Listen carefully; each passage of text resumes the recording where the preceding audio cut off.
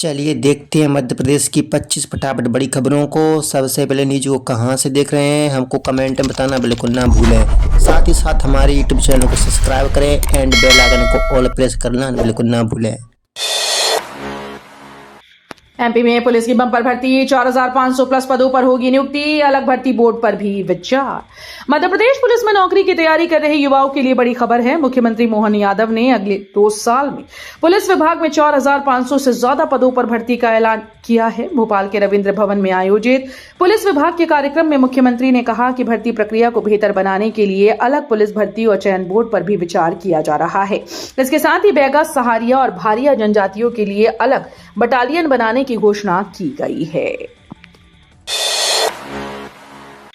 शिल्पकारों के हुनर को मिलेगा देश भर में बाजार, ओडीओपी मार्ट और मृगनयनी पोर्टल की शुरुआत। मध्य प्रदेश के बुनकरों शिल्पकारों के लिए बड़ी खुशखबरी है। प्रदेश के करीब 2.5 लाख शिल्पकार अपने उत्पाद देश भर के बाजार में बेच पाएंगे।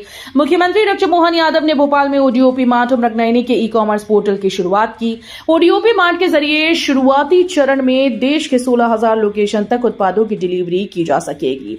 इसके लिए शिल्पकारों को सिर्फ 1% कमीशन देना होगा।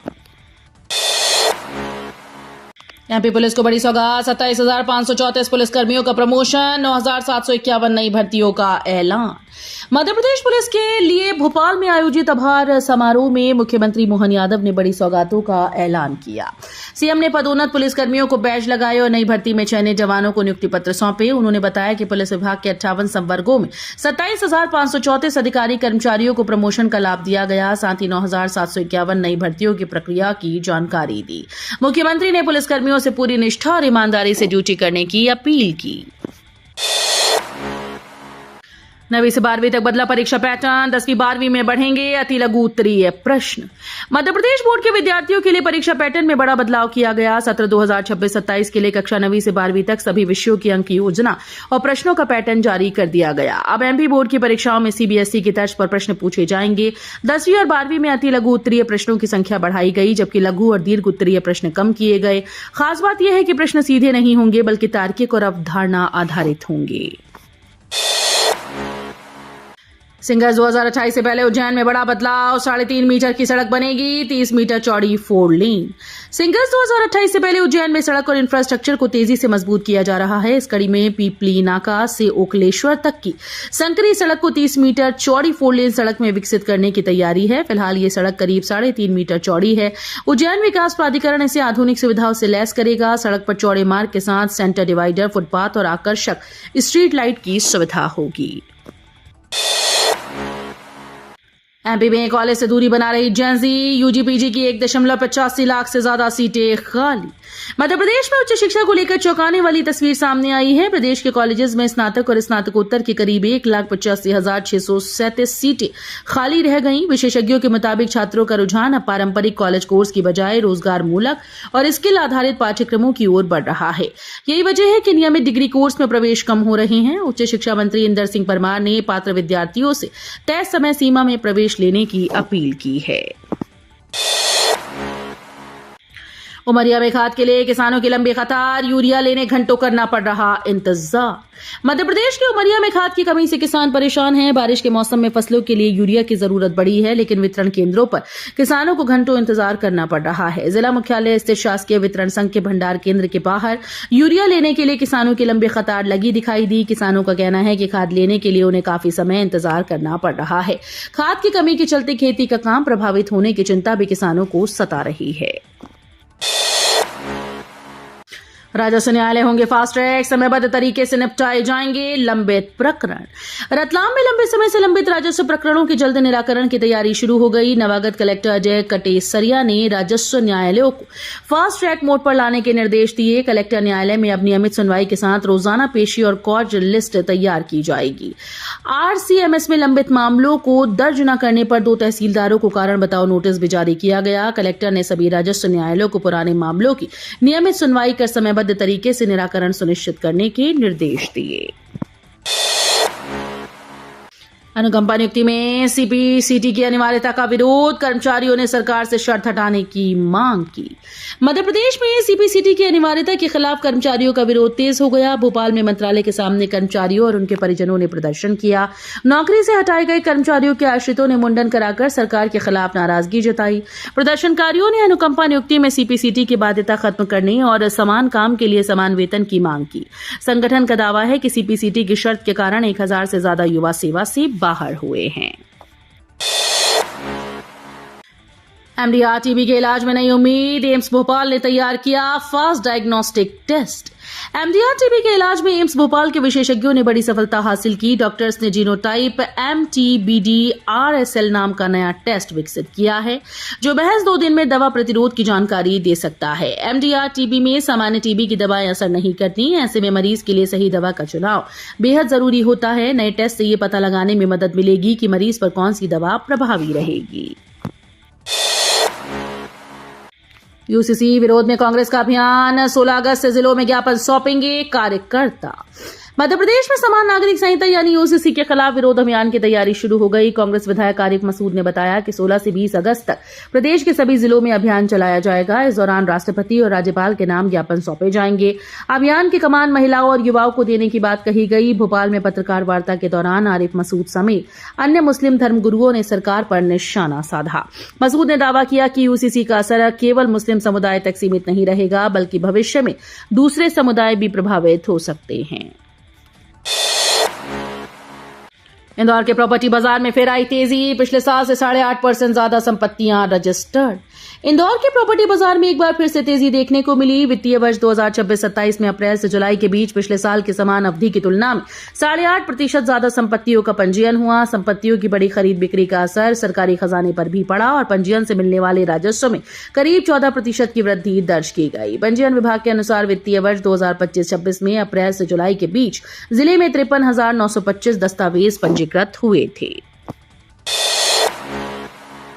एमपी में एडमिशन से चूके छात्रों के लिए आखिरी मौका, अतिरिक्त सीएलसी 14 अगस्त तक।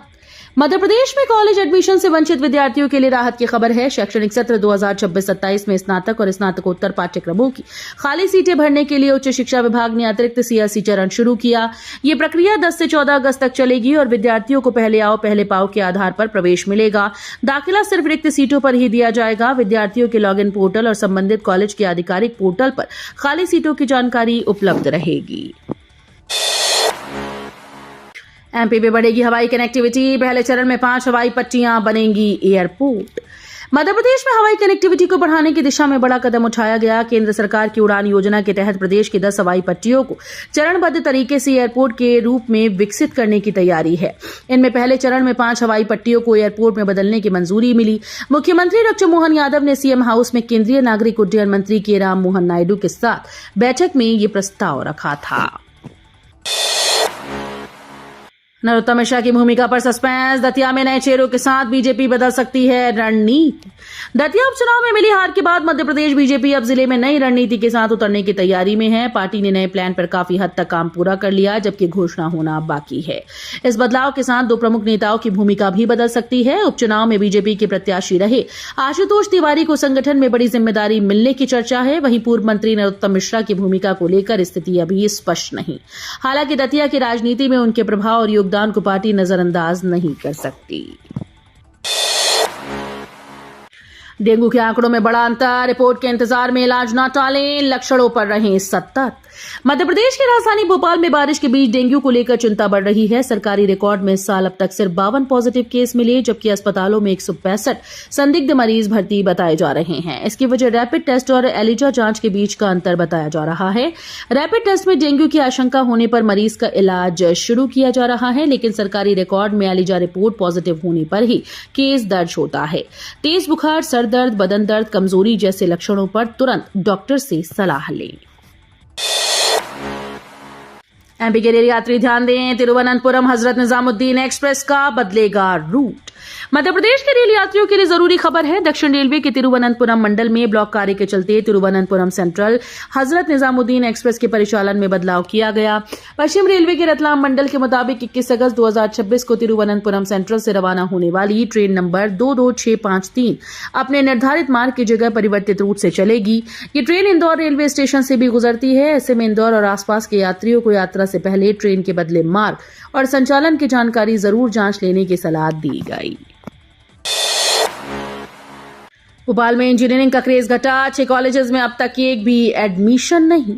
मध्य प्रदेश में इंजीनियरिंग कोर्स को लेकर छात्रों का रुझान कम होता नजर आ रहा है। भोपाल के 6 इंजीनियरिंग कॉलेजेस में अब तक एक भी विद्यार्थी ने प्रवेश नहीं लिया। तकनीकी शिक्षा विभाग की प्रवेश प्रक्रिया में सीएसई का दूसरा राउंड शुरू हो चुका है, लेकिन राजधानी समेत प्रदेश के कई कॉलेजेस में एडमिशन की स्थिति चिंताजनक बनी हुई है।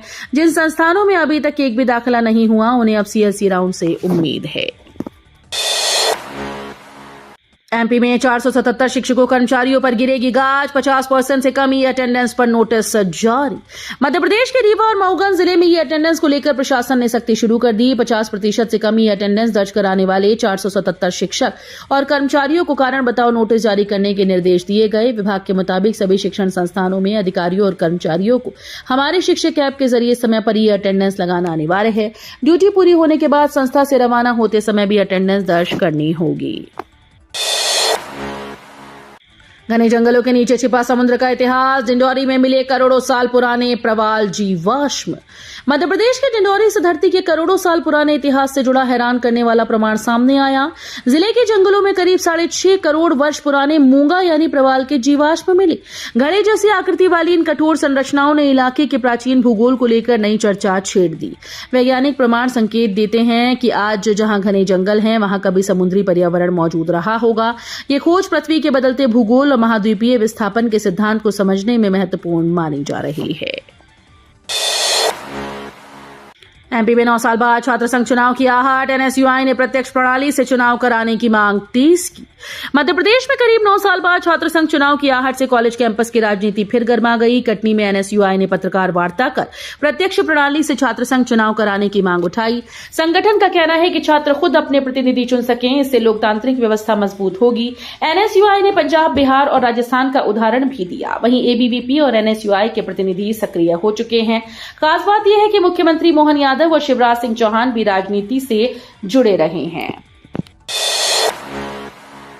एमपी में 2 मानसूनी सिस्टम एक्टिव। भोपाल से रीवा तक कई जिलों में झमाझम बारिश का अलर्ट। राजधानी भोपाल में मानसून ने सोमवार रात अचानक अपना रौद्र रूप दिखाया। लगातार हो रही बारिश के बीच एक ही रात में 175.6 मिलीमीटर वर्षा दर्ज की गई।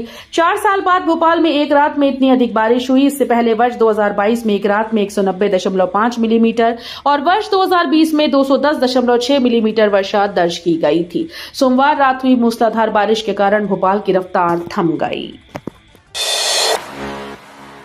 भोपाल विदिशा को मिलेगा एक नया 4 लेन। इंदौर उज्जैन के बाद राजधानी को मिलने जा रही नई सौगात। विदिशा सागर सहित बुंदेलखंड का इलाका राजधानी भोपाल से एक नए हाईवे से जुड़ने जा रहा है। भोपाल से विदिशा के बीच जल्द ही करीबन 60 किलोमीटर लंबा 4 लेन बनने जा रहा है। इस नए 4 लेन को बनाए जाने के प्रस्ताव को मुख्यमंत्री डॉक्टर मोहन यादव कैबिनेट में जल्द ही रखा जाएगा।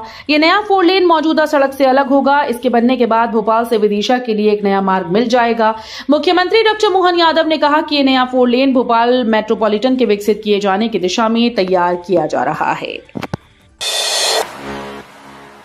चंदेरी से महेश्वर तक के हुनर को मिलेगा ग्लोबल बाजार। मृगनयनी ओडीओपी मार्ट पोर्टल की शुरुआत। मध्य प्रदेश के बुनकरों, शिल्पकारों, ग्रामीण कलाकारों के लिए बड़ी खुशखबरी है। मुख्यमंत्री मोहन यादव ने भोपाल में मृगनयनी और ODOP mart MP e commerce portal की शुरुआत की। अब प्रदेश के स्थानीय उत्पाद घर बैठे ऑनलाइन खरीदे जा सकेंगे। मृगनयनी पोर्टल पर फिलहाल 460 से ज्यादा उत्पाद उपलब्ध हैं, जिन्हें जल्द बढ़ाकर 1000 करने की तैयारी है। पोर्टल के जरिए देश के 16,000 से अधिक स्थानों पर डिलीवरी होगी। धरती के नीचे चमकेगा भोपाल। खोदी 260 मीटर सुरंग, 60 फीट नीचे दौड़ेगी मेट्रो ट्रेन। राजधानी भोपाल में मेट्रो परियोजना का भूमिगत निर्माण अब रफ्तार पकड़ रहा है। शहर के सबसे घने और व्यस्त इलाकों के नीचे करीब 60 फीट गहराई में 2 टनल बोरिंग मशीन लगातार सुरंग बना रही हैं। भोपाल रेलवे स्टेशन से ऐशबाग की ओर बढ़ रही दोनों टीबीएम टनल बोरिंग मशीन अब तक करीब 260 मीटर सुरंग तैयार कर चुकी हैं। खास बात यह है कि ऊपर शहर की रफ्तार और नीचे सुरंग निर्माण का काम साथ साथ चल रहा है। मध्य प्रदेश की अदालतों में स्ट्रेस बस्टर बनेगा उल्लास, जज से लेकर प्यून तक एक साथ लेंगे हिस्सा। ग्वालियर से शुरू हुई एक पहल अब पूरे मध्य प्रदेश में वकीलों और जजेस का तनाव कम करेगी। प्रदेश की अदालतों में केस की सुनवाइयों के साथ साथ समय समय पर सांस्कृतिक कार्यक्रम, योग शिविर और मिनी मैराथन जैसे कार्यक्रम भी आयोजित किए जाएंगे, जिसमें जज, वकील और कोर्ट कर्मचारी और उनके परिवार साथ में हिस्सा लेंगे। वीडियो अच्छी लगी तो वीडियो करिए लाइक एंड चैनल को सब्सक्राइब कर बेल आइकन को और प्रेस कर लीजिएगा।